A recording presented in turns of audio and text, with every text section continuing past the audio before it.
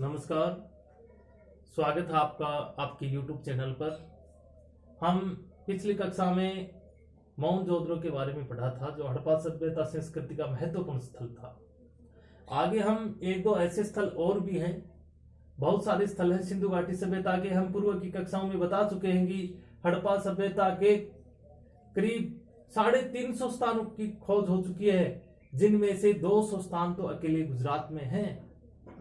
और उनमें से महत्वपूर्ण हमने एक टॉपिक लिया है चनहुद्रो सभ्यता स्थल।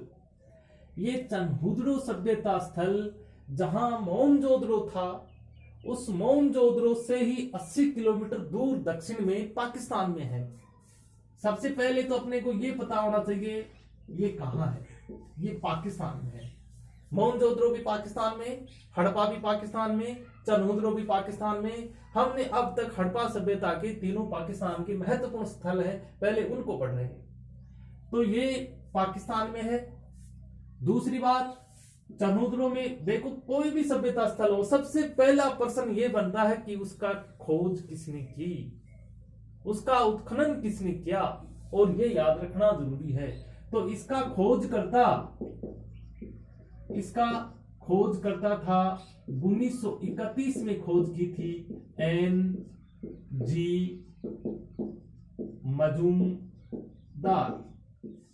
मजूमदार ने इसकी खोज की। और 1935 के अंदर अर्नेस्ट मेके जो था, इसने इसका उत्खनन किया है। प्रश्न कई परीक्षाओं में ऐसा देखने को मिलता है कि चनहुद्रो का खोजकर्ता कौन था या चनहुद्रो का उत्खननकर्ता कौन था। चनहुद्रो सभ्यता स्थल कब प्रकाश में आया, तो ऐसी चीजें, इन चीजों को याद करना ही पड़ेगा। ये जो सन है, सन तारीख कोई आती है, उसका खोजकर्ता का नाम है, इनकी कोई ट्रिक नहीं, इनको आपको याद करना ही पड़ेगा। अब बात ये करते हैं कि चनहुद्रो आखिर क्यों फेमस हो गया, चनहुद्रो से अपने को क्या मिला। देखो, जहां जितने भी स्थल हैं, सारे स्थलों से कहीं दुर्ग टीला है, कहीं नगर टीला है, ऐसे साक्ष्य मिले हैं। लेकिन चनहुद्रो एक ऐसा स्थान है जहां से दुर्ग का अस्तित्व नहीं मिला। चनहुद्रो से दुर्ग का अस्तित्व नहीं मिला, ये महत्वपूर्ण प्रश्न है। कई परीक्षाओं में ऐसा प्रश्न आया है, बड़ी बड़ी परीक्षाओं में प्रश्न आया है कि दुर्ग का अस्तित्व कहां से नहीं मिला, या कौन सा ऐसा सभ्यता स्थल है जहां पर दुर्ग का साक्ष्य नहीं मिला। तो चनहुद्रो से कोई दुर्ग का साक्ष्य नहीं मिला। एक तो सबसे महत्वपूर्ण प्रश्न ये है। दूसरा, चनहुद्रो सभ्यता स्थल से गुड़िया व मणके बनाने का कारखाना था। गुड़िया और मणके बनाने का कारखाना था। ये बड़ी बड़ी परीक्षाओं में ऐसा प्रश्न आया है कि गुड़िया और मणके, सिर्फ अकेला मणका भी पूछा जा सकता है। मणके बनाने का कारखाना कहां था, चनहुद्रो में था। गुड़िया बनाने का कारखाना कहां था, चनहुद्रो में था। और वो भी यहां सीप और मोती ये भी बनते थे। यहां सीप, मोती, गुड़िया और मणके, सीप, मोती, गुड़िया और मणके, इन चारों के लिए प्रसिद्ध कौन है, चनहुद्रो है। आगे महत्वपूर्ण बात देखी जाए तो चनहुद्रो एकमात्र ऐसा स्थल है जहां से वक्राकार ईंटें मिली हैं। बाकी कहीं से भी वक्राकार ईंटें नहीं मिली हैं, जबकि चनहुद्रो सभ्यता स्थल ऐसा है जहां से अपने को वक्राकार ईंटें मिली हैं। और एक दो बात और देखी जाए तो अलंकृत हाथी के खिलौने भी कहां से मिले हैं, चनहुद्रो से मिले हैं। मोहनजोदड़ो से हाथी का कपाल खंड मिला था, यहां से हाथी के खिलौने मिले हैं, जो प्राय मिट्टी और सेल खड़ी के बने हुए थे, मृण मूर्तियां थी, वो यहां से मिली है।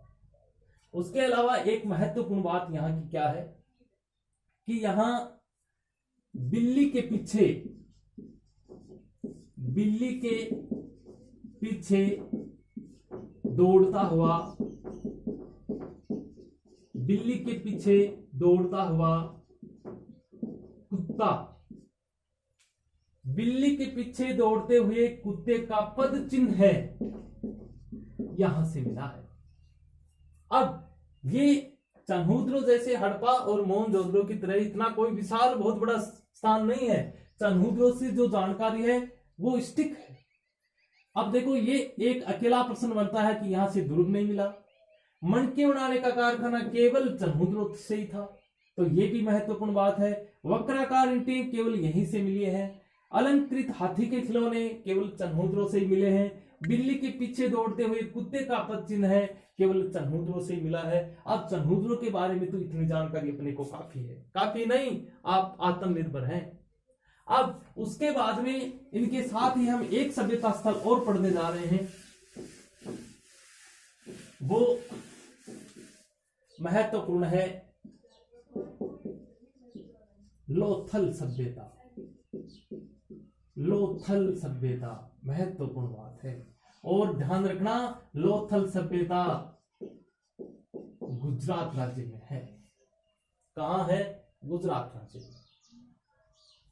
सबसे पहला प्रश्न यही होता है कि कोई भी सभ्यता स्थल कौन से राज्य में या किस देश में है, या राज्य स्तर पर देखा जाए तो कौन से जिले में है। इन बातों का विशेष ध्यान रखना चाहिए। ये पहली बात तो गुजरात में है। अब उसके बाद में उसकी खोज कब हुई, ये बात, खोज उसकी 1957 में हुई, और खोज करता था S.R. राव। S.R. राव ने इसकी खोज की। ये प्रश्न परीक्षाओं में आया है कि लोथल सभ्यता का खोजकर्ता कौन था, ऐसा प्रश्न आया भी है। अब ये महत्वपूर्ण चीजें हो गई, गुजरात में है, इसकी खोज 1957 में हुई, इसका खोजकर्ता S.R. राव था। ठीक है। दूसरी बात यह है, लोथल सभ्यता गुजरात के अंदर भोगवा नदी के किनारे थी।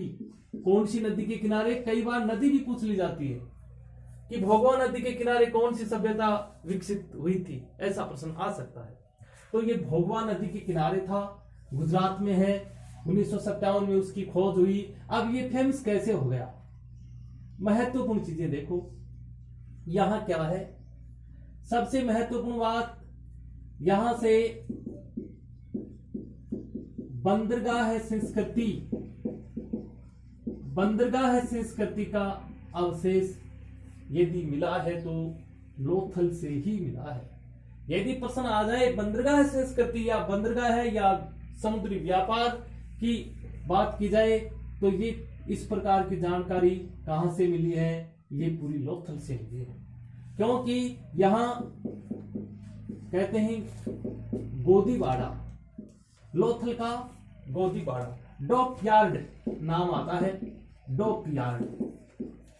और ये गोदीवाड़ा, जो लोथल का गोदीवाड़ा है, ये संपूर्ण हड़प्पा सभ्यता स्थलों के अंदर एक महत्वपूर्ण संरचना है, और सबसे बड़ी संरचना है ये। इससे बड़ी कोई संरचना नहीं है, सबसे बड़ी संरचना है, जिसका आपको बताता हूं 214 गुणा 36 गुणा 3.30 मीटर बड़ा था ये गोदीवाड़ा। और गोदीवाड़ा क्या है? एक प्रकार का बंदरगाह ही है। पुरातत्ववेताओं ने ऐसा अनुमान लगाया है कि यहां से लोथल सभ्यता के लोग पश्चिमी एशिया के देशों के साथ में समुद्री व्यापार करते थे, और इसीलिए यहां से बंदरगाह संस्कृति का अवशेष अपने को मिला है, जो गोदीवाड़ा इतना बड़ा था। ये हड़प्पा सभ्यता के स्थलों में सबसे बड़ी संरचना गोदीवाड़ा ही है। दूसरा नंबर आता है अन्नागार का।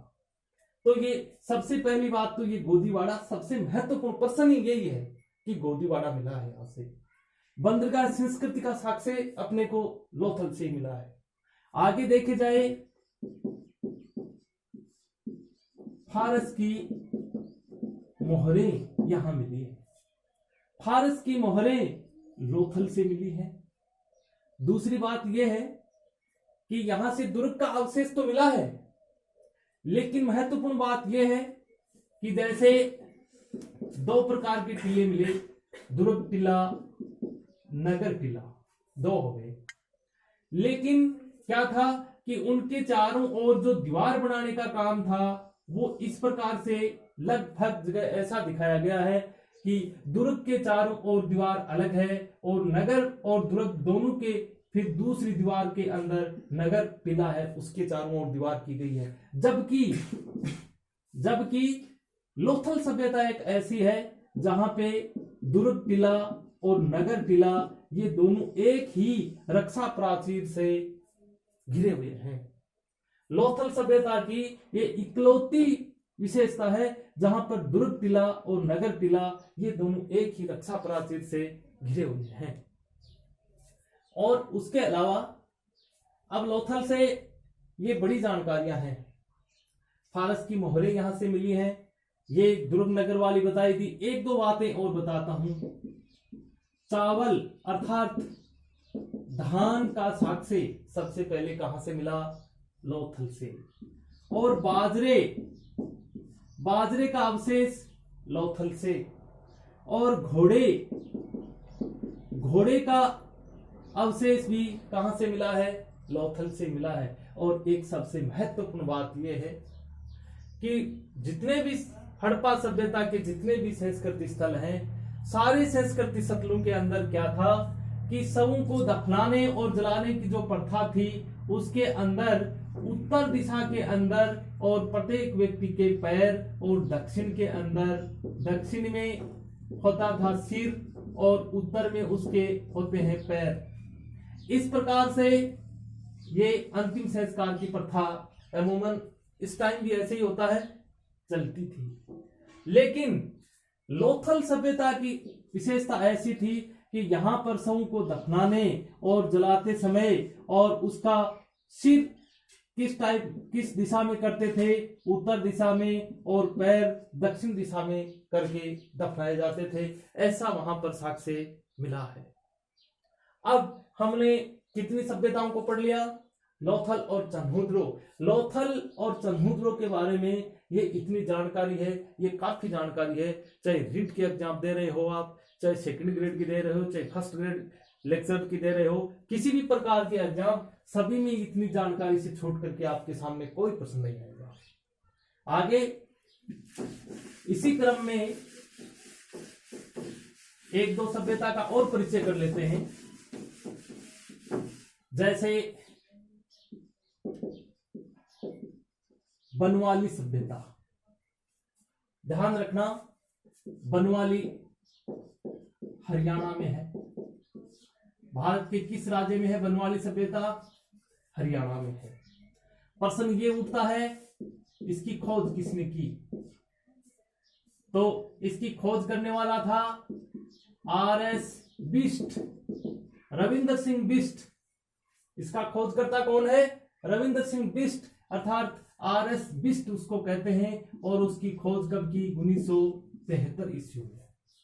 महत्वपूर्ण प्रश्न यही है। बनवाली सभ्यता कोई बड़ा संस्कृति स्थल नहीं है, लेकिन ये प्रश्न तो महत्वपूर्ण है। उसका खोजकर्ता कौन है, उसकी खोज कब हुई, ये महत्वपूर्ण चीजें हैं। हरियाणा में है, हरियाणा प्रांत में है बनवाली सभ्यता। अब यहां से अपने को कौन सी चीजें मिली है? यहां पर देखो, महत्वपूर्ण बात यह है कि ये स्थल वैसे हड़प्पा और मोहनजोदड़ो सभ्यता स्थल है, उसके समकालीन है, लेकिन उसके समान उसमें कोई विशेषताएं नहीं है। क्यों? क्योंकि हड़प्पा और मोहनजोदड़ो के अंदर सुनियोजित नगर नियोजन था।